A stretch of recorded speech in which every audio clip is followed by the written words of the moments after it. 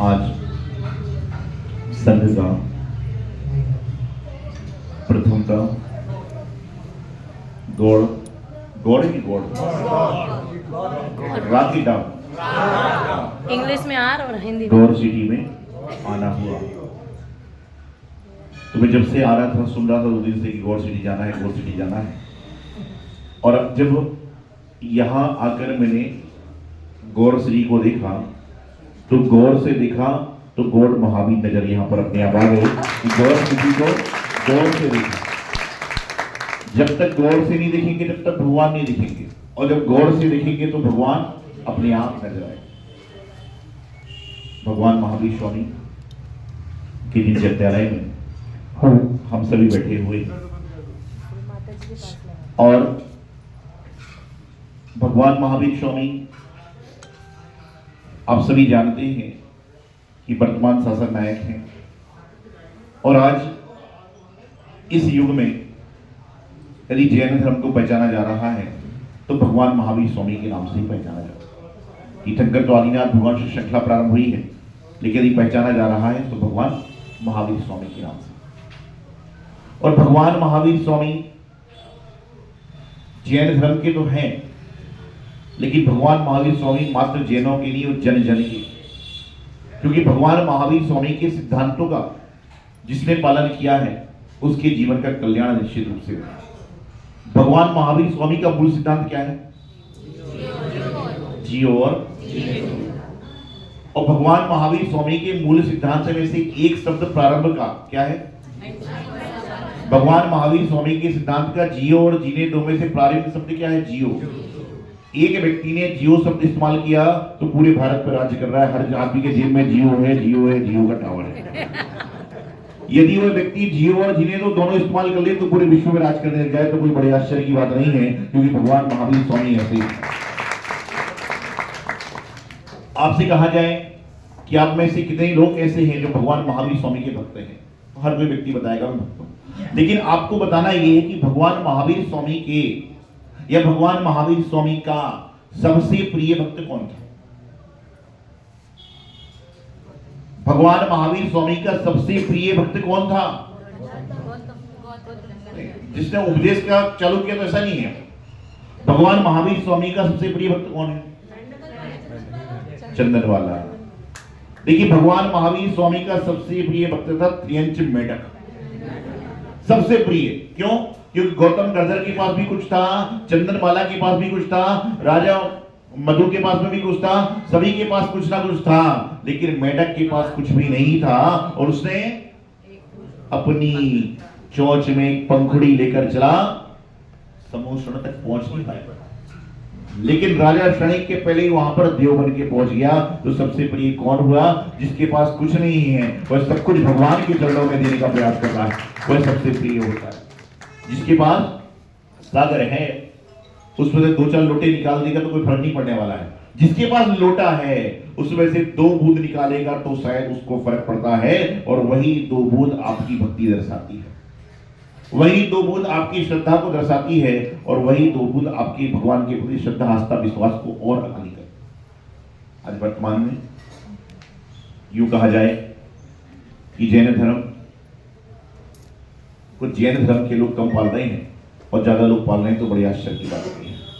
क्योंकि आज देश में नहीं विदेशों में भी कहा जाने लगा कि शुद्ध भोजन करिए, सात्विकता से रहिए, पानी को सही इस्तेमाल कीजिए, रात्रि में सोने के 4-5 घंटे पहले खाना खा लीजिए। तो कहीं ना कहीं जैनों के सिद्धांत को जो हमारे यहाँ लाखों करोड़ों वर्ष पूर्व कह दिया गया, उसको दूसरी जगह लोग पाल रहे हैं। अंतर इतना है कि पालने का तरीका थोड़ा सा अलग हो गया। आज यहाँ पर हम रास्ते में आ रहे थे तो बिहार करते करते समय कभी छोटी गली, कभी बड़ी गली, कभी कुछ कुछ चल रहा। फिर नोएडा से एक जगह लिखा था नोएडा पुनः आगमन की प्रतीक्षा में, सब कुछ लिखा था। तो मैंने कहा नोएडा पार हो गया, ग्रेटर नोएडा में आ गए। अभी तो 1 साल से नोएडा भी चल रहा था, 4 नोएडा में हुआ, फिर ये हुआ, तो आज पहली बार ऐसा हुआ कि नोएडा छोड़ के ग्रेटर नोएडा में भी एंट्री हो गई। ऐसा हुआ कि लिखा था। तो बताना चाहता ये हूं कि साधुओं का समागम बड़ी दुर्लभता से मिलता है। भगवान के दर्शन कहीं ना कहीं सुलभ है। क्योंकि भगवान आपके मंदिर में विराजमान है। जिनवाणी का पठन भी आपको कहीं ना कहीं सुलभता से मिल सकता है, लेकिन जब आप पूजन पढ़ते हो कि देव शास्त्र गुरु रतन तीन, तो जो देव शास्त्र गुरु रतन हैं उनकी पूर्णता कब होगी? जब आपके जिन मंदिर में कोई दिगंबर संत आते हैं, जब जाकर आप कह सकते हो कि आज हमने रत्नत्रय का दर्शन किया। देव का शास्त्र का दर्शन रोज कर रहे हैं। देव शास्त्र की उपमा गुरु से बहुत बड़ी है। हम लोगों की तुलना भगवान से कभी नहीं की जा सकती, लेकिन जब रत्नत्रय की पूर्णता को चाहिए तो आपको जब तक मंदिर जी में गुरु नहीं आएंगे, जब तक आप एक साथ जिन मंदिर में तीनों के दर्शन नहीं कर सकते।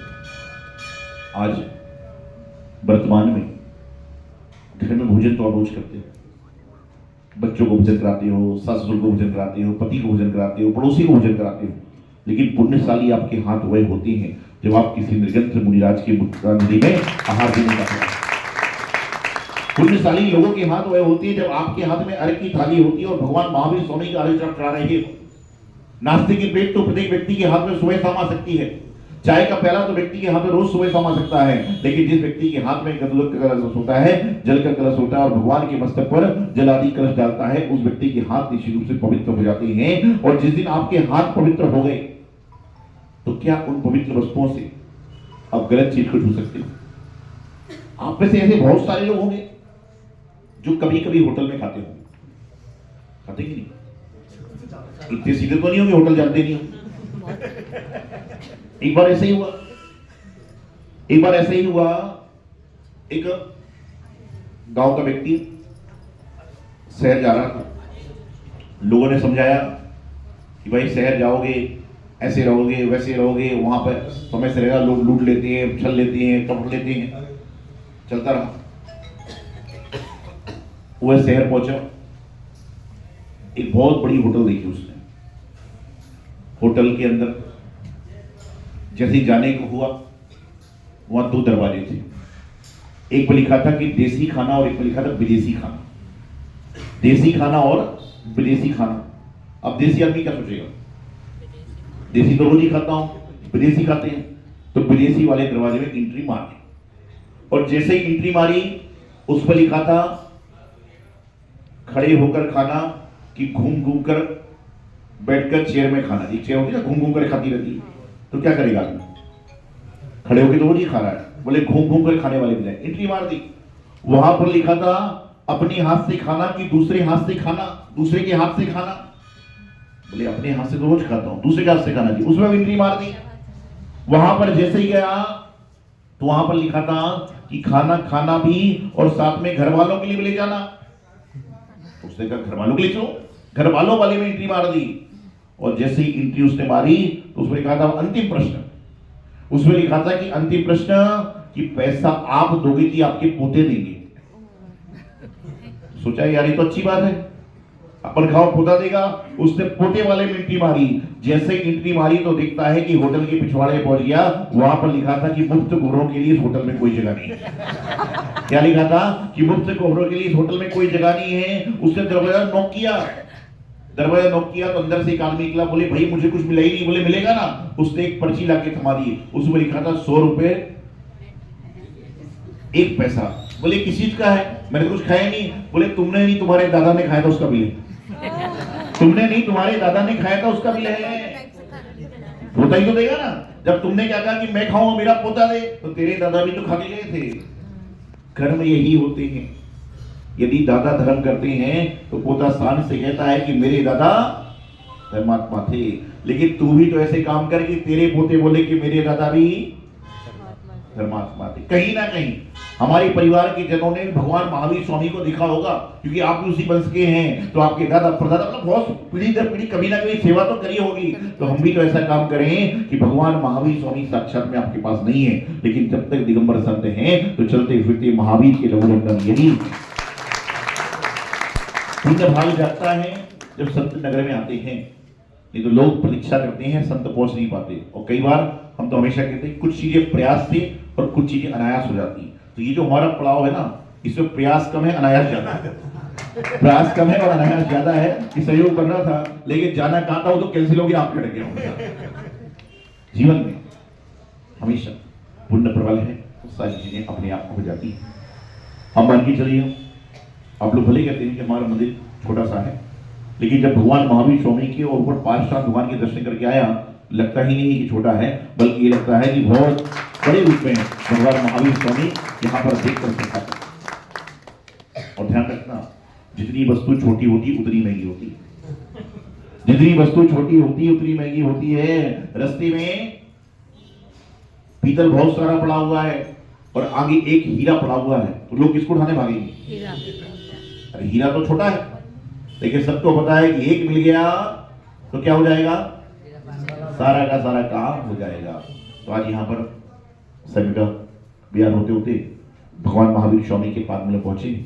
भगवान महावीर स्वामी की व्याख्या जिन धर्म नहीं बल्कि जिनेतर धर्म भी करते हैं। कि भगवान महावीर स्वामी कितने शब्द हैं?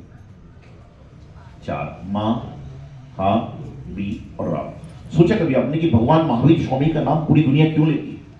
क्यों लेती है? उसका कारण है क्योंकि माँ से कहते हैं महादेव। क्या है? माँ से महादेव, बी से विष्णु। माँ से महादेव, हा से हनुमान। क्या है? माँ से महादेव, हा से हनुमान, बी से विष्णु और रा से रहीम। इन सबको मिला के बनते हैं महावीर। इसलिए भगवान महावीर स्वामी के पास सब लोग कहते हैं कि महादेव भी है, हनुमान भी है, विष्णु भी है और रहीम भी है। ये भगवान महावीर स्वामी का समोषण हो जाता है। और इस समोषण में जब हम बैठते हैं ना, तो ये मत सोचो कि लोग कैसे बैठेंगे। जब उनके भगवान महावीर स्वामी के पास में बैरी जीव गाय और शेर एक घाट पे पानी पी सकते हैं, तो तुम तो बैरी नहीं हो, तुम तो सर्वजीव हो। तो तुम यदि भगवान के समोषण में बैठ जाओ तो कोई बड़ी आश्चर्य की बात है। जब हमारे साधु को 7 फुट की जगह में हम बैठ सकते हैं 8-10 आदमी, तो 70 फुट की जगह में तुम 700 आदमी बैठ जाओ तो कोई बड़ी आश्चर्य की बात थोड़ी ना। तो जीवन में अपने जैसा समय मिला है उस समय को उपयोग करने का प्रयास करें। संसार के चक्र हमेशा चलेंगे, संसार की दुनिया में रंग रोगन हमेशा चलेंगे। अंतर इतना है, अभी हम देख रहे हैं, आगे जाके हम देख नहीं पाएंगे। लेकिन ये देखा देखे का मिला, चला चली का मिला चलता रहेगा। लेकिन अपने को जब भी पूर्ण संयोग मिलता है, अब जब भी आपको अच्छा कोई कर्म करने को मिलता है, उस कर्म को जरूर से उठाने का प्रयास करें। क्योंकि सत्कर्म करने का अवसर बार बार नहीं मिलता, खटकर्म करने का अवसर तो इसके सामने ही है। सत्कर्म करने का अवसर बार बार नहीं मिलता, खटकर्म करने का अवसर तो सामने बहुत सारा है। कि अंदर आप निकलोगे 10 मिनट के लिए, निकलोगे 2 घंटे बाद बाहर। अंदर जाओगे 10 मिनट के लिए, लेकिन निकलोगे 2 घंटे बाद। और बोले क्या खाए? बोले खा कुछ पाए नहीं, इतनी सारी वैरायटी मनी समझ में नहीं आ रहा क्या खाऊं। और ये सत्कर्म का जगह है, यहाँ पे 2 घंटे का सोच क्या तो थोड़े भागते हो। क्योंकि सत्कर्म ना हर कोई नहीं कर सकता और खटकर्म हर व्यक्ति 24 घंटे कर सकता है। तो जो सत्कर्म करता है वही सद्गुणी होता है और वही मोक्ष का प्रतीक होता है। तो अपने जीवन का कल्याण करने का प्रयास करें। यही मंगल सुभावना आचार्य गुरुदेव सिद्धांत सागर जी महाराज। जय प्रभु आचार्य श्री शोभा के सागर जी।